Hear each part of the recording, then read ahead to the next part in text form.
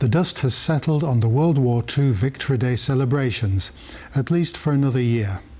Russia and the Western powers have narratives in which fiction often overshadows fact, and there are inconvenient truths for all. What are the myths about the Second World War that we tell ourselves? Join me, Darasz, for How We Got Here. There are reasons why Victory Day is a hoax and a blatant propagandist plot. It portrays the Soviet Union as the world's savior. In reality, the USSR was a reluctant ally at best, and a gargantuan state machinery that repressed and, in its latest iteration, the Russian Federation, continues to repress nations, cultures, and languages. Even before the war started, the West was aware of Russian Foreign Affairs Minister Vyacheslav Molotov and his German counterpart Joachim von Ribbentrop signing a treaty of non-aggression. What the West had no clue about was that the document contained a secret protocol under which Poland was to be attacked jointly and its territory split by the attackers. The Allied victory in World War II came with enormous political, moral, and social costs, many of which had to be paid because of the rapacious Soviet Realpolitik. Firstly, the Allies preferred to placate the USSR by allowing it to occupy Eastern Europe, which led to the emergence of what Churchill famously coined in 1946, the Iron Curtain, and the formation of Soviet satellite states. Secondly, the West turned a blind eye to mass deportations and executions. Among the Soviet atrocities was the deportation of 22,000 members of the Polish intelligentsia and their clandestine murder in the woods of Katyn. At the Yalta and Potsdam conferences of 1945, the West made significant concessions to Stalin, such as recognizing Soviet influence in Poland and the Baltics, to maintain unity and end the war quickly. For many in Eastern Europe, Soviet liberation quickly became Soviet domination. While the Allies ignored the London-based Polish government, the USSR imposed a communist regime following rigged elections. The Baltic states, Hungary, Czechoslovakia, and Romania shared Poland's fate. East Germany became a Soviet puppet state under a brutal security regime under the Stasi and command economy. Those Soviet and Eastern European citizens who fled repression westward were culled and forcibly returned to Stalin under Operation Keelhaul. In Russia, they met death or years-long grueling labor in the gulags. This makes Victory Day hardly a celebration of the prevalence of good over evil, but an ironic festivity of repression and triumph of one sick man, Joseph Stalin. I'm delighted to be joined today by our guest, Pavel Usov. He's the Analyst at the Centre for Eastern European Studies here at the University of Warsaw. Welcome once more to the programme. Hello. We're going to be discussing the myths and the realities of Victory Day, both in Russia and in the West, in London, especially in Paris. What are the? We're going to go first to your views on what are the myths that we propagate, that we create in the West. What are the abiding myths concerning the Second World War in Britain and France, especially? Are things like French collaboration, the Yalta agreements, are they kind of just brushed under the carpet or forgotten about? Not forgotten. Issue is not forgotten. Sometimes we could observe that a Western country, Western historian or analyst feels ashamed because the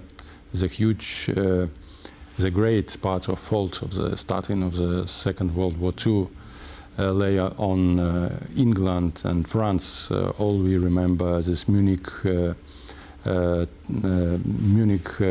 negotiations with Hitler when Czechoslovakia was betrayed and given to Germany.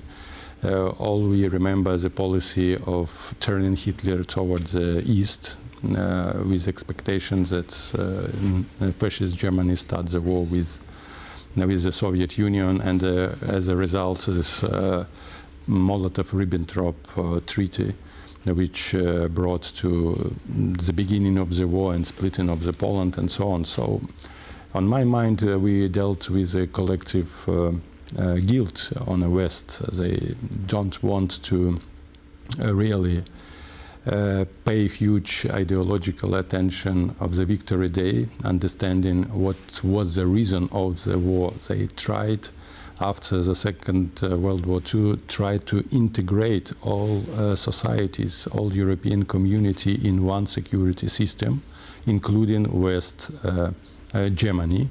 And as we know, almost immediately after the end of the war, another war had started. It's Cold War, and real aggression, a real threat from the Soviet Union was evident. That is why all this trauma from the time of Great War was forgotten. The attention, political forces, military forces was concentrated on deterrence of the Soviet Union. So was this apparent straight after the war ended in 1945, or was this a gradual slide into the realization that there's going to be a Cold War and we need to deal with that problem and we need to forget about the cynicism and the moral price that mostly they concentrated on a liberal idea, democratization, building of European Union, and as I mentioned, to stop in Soviet Union, influence of the Soviet Union, what was very strong in France, even in Great Britain, especially in socialistic groups. All we remember all these turmoils organized by left groups in Italy or in France. It was a real threat. And all strengths of Western community was concentrated around liberal idea, around United States, and mostly all these hates of and the mission to deter Soviet Union was on the backs of United States. But of course, mostly this, let's say, Victory Day or the end of the war was a memory day. Never again. That was the main idea. Never again. Do all our best not to back to the situation we deal today. Yes. So Western community believed that they will live in peace forever. Nobody could imagine that in Europe another hot war burst out. And by whom? By one of the ally, by one who fought with Nazism, with fascism. This country became a source of fascism, of racism, of hatred, also towards the West, towards neighbors, Ukrainians, Georgians, Moldovians. What do we know how the societies, the historiography that's being produced in Germany, or that was produced in Germany after the war, or in other Allied states that found themselves beyond the Iron Curtain, for example, but who nevertheless collaborated with Hitler's Germany? Italy, Finland, almost all of Europe seemed to go into some sort of agreement with Germany. Is that something again that was just overcome by the politics of the Cold War? So, as I know, these sad pictures of the war wasn't hidden by historian and by politician in Germany or in France, in Italy, in Finland. In Finland, maybe in less level because they were under Soviet influence. These spots that they not only collaborated but took active part in the war against Soviet Union was discussed and was demonstrated openly to make Finland feel guilty and feel dependence with the Soviet Union. As for France or Great Britain, so yes, this problem had been discussed, especially problem related with afterward world and peace, when Britain's sent Cossacks who collaborate with fascists to Stalin. Thousands of people had been repressed and disappeared in Gulag. This problem was discussed, and Churchill was blamed in betrayal of those who surrendered to allies.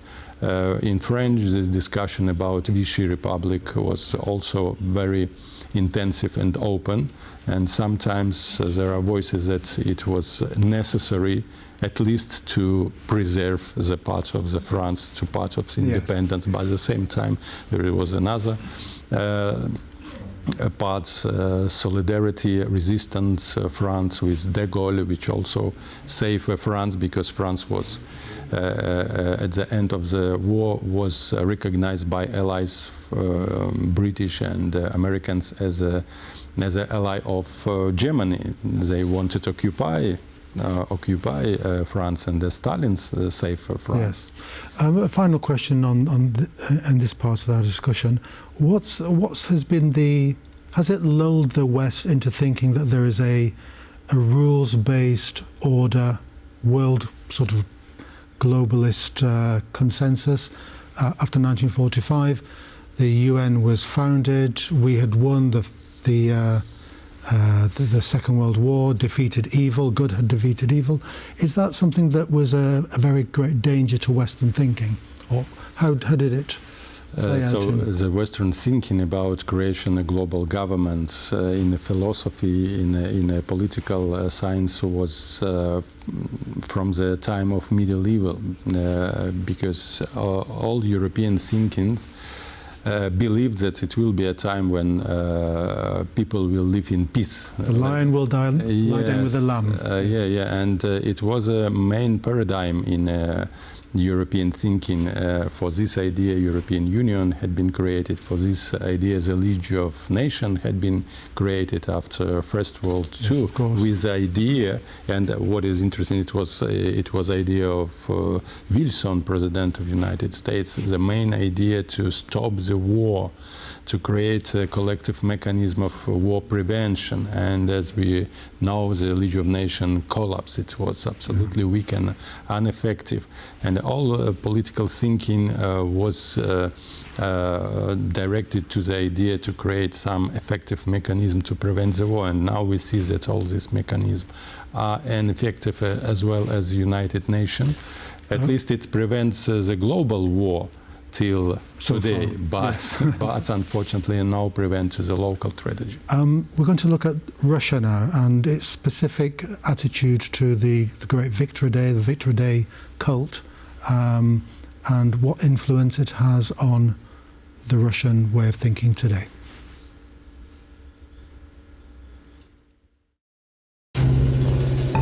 While initially modest under Stalin, Victory Day took center stage in the 1960s during the Brezhnev era. This is when it became a key symbol of Soviet greatness, with parades and official ceremonies. After the USSR collapsed, the holiday was revitalized under Vladimir Putin to unify the fragmented Russian identity around a shared glorious past. Victory Day is also when Putin strikes a nostalgic note in line with his adoration of the Soviet Union. In this narrative, Stalin's atrocities are downplayed and veiled by the bombastic display of military parades with their reach amplified by state-controlled media. But what Victory Day really is today goes beyond the garb of heroism, glory, and national pride. It is a tip of state-driven distortion of historical truth and obfuscation of gruesome facts that incriminate Stalin and the Soviet Union. The textbooks that Russian children read from portray Stalin as an effective, if harsh, leader and the USSR as morally superior. Students are taught about the immense Soviet sacrifice of 27 million dead, but not the context or cost of Stalin's policies. Participation in Victory Day activities such as marches, reenactments, and exhibitions is mandatory in many schools. But the Russian propaganda does not stop at that. Formed in October 2015, the Young Army Cadets National Movement has been designed to train children in military discipline and patriotic values, out and out Soviet style. While going through the training, children are programmed that questioning the official narrative is unpatriotic or even treasonous. There are a couple of two different perspectives on Victory Day. One is the Western one. It's a bit more, perhaps a bit more subtle, but nonetheless, it's tackling the problems and the cynical decisions that had to be made, and some of them the West doesn't have a clear conscience on this. But the Russian attitude to the Victory Day seems to be grander and more bombastic, like it was described in the film there. Why is that so? Why is it such a huge statement of Russian power? I would add another words to define what's happening with Victory Day. It's insane. It's psychological phenomena. What is going on around this day? But firstly, it is necessary to say in which direction Russia is developing. It became almost a totalitarian state. I define it as Neo-Totalitarianism. And as every totalitarian system needs consolidating ideology. In the Soviet Union, it was communism. For contemporary Russia, there is no any strong consolidative ideology except elements from a Soviet Union epoch and a Russia Empire epoch. So, and to create the new ideology for mobilization, for creation anti-Western moods, for creation a huge energy for imperial policy, as they took elements from Russian imperial history and the Soviet. Of course, one of the strongest elements, it's a victory in a great patriotic war, because it's also definition in historian thinking. It's we are speaking here on the West about World War II, but in Russia there is two elements. A great patriotic war, it was the war between Soviet Union and Fascist Germany, and they didn't pay attention what happened with Europe in 1979 because they participate in aggression against Poland. They were one of those who started the war, and they don't like to remember thinking or remember about it. So the main data is 41, 45. So, and of course they believe that they won not only Fascist Germany but also the whole West, because it was a great victory. Soviet Union received control over half of the Europe, not only Poland, Germany, Czechoslovakia, Romania, Hungary, Bulgaria, influence on Greece, Yugoslavia, and so on, China. So it's a huge victory. Stalin was the only one who really won in this war, who received such real effects and built such huge empire that nobody else. So they have something to celebrate. Yes, and all using if we following what is going on in Russia, so they try to restore Stalin cult. Putin tried to connect his behavior, his style, his thinking with Stalin thinking.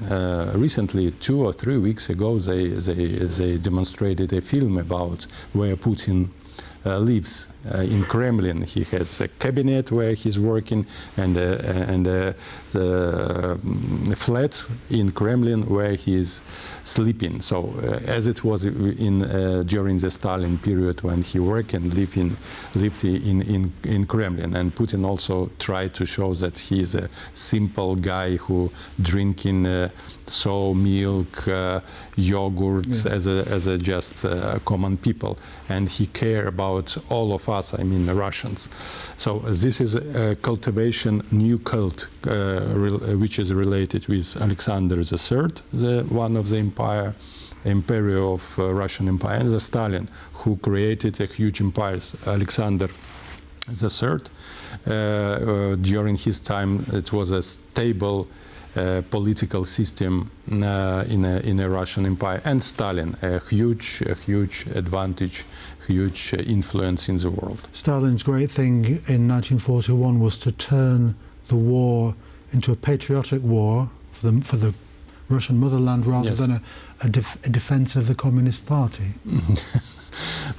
So he was not, regarding Stalin, was not really defender of a communist party. He created own party. He created own ideology, which has nothing with real communism and Marxism. He even refused from Leninism. It was just an element, propagandistic element. It was really a totalitarian system, as if in general communism bring only to the totalitarianism. But and now they created they took all these elements from communism, from Russian Empire, from Soviet Union, and try using all these elements, all this decoration, to indoctrinate societies. One of the main elements of totalitarian system, it's not only propaganda but indoctrination. When small children indoctrinated and participated in different kind of military show, in performances, wearing military suits as a generals, showing their wounds, making performance with the killed people, whereas the West is an enemy. What is very important for that moment, that they strongly created a vision of the new collective enemy. It is the West, not Ukraine, but the West as a civilization, the liberalism with which they fight. But what is most important, they use this discourse patterns like fascism, Nazism. They're looking for fascism on the West. They formed from the Western liberal democratic country, fascist country, and try to indoctrinate own populations. They fight again with the world fascism. It is our mission. We should be consolidated around Putin, and we should be ready for the new war. Well, my final question to you, Mr. Usov, how do you see this intensity of religious faith in Russia, as we can see in the films, the indoctrination, the cult of the personality? How more intense can that get? How do you see it developing? Is it something that is just going to be there forever? So it's one important element. They included also Orthodox Church in this indoctrination as an element of the ideology. As for the perspective of this system and the ideological system, it will continue till Russia exists. Till Russia exists, it will be a threat for the new war, for the new conflict, for the really destabilization of liberal order, this democratical community. And this indoctrination will continue till Russia fights, till Russia in the war against Ukraine. Another victory. I believe in a victory of Ukraine and a victory of the West over the Russia, because for that moment and for further perspective, Russia is a threat for the human civilization. They are not resigned from idea to use nuclear weapon to destroy the whole world, and they still provide and will provide aggressive policy towards the West. Pavel Usov, thank you very much for coming on to the programme. Great to have you. That's all we have time for today. Do join us next time. That's Tuesdays, 21:35, 35 minutes past 9 CET. Join us then.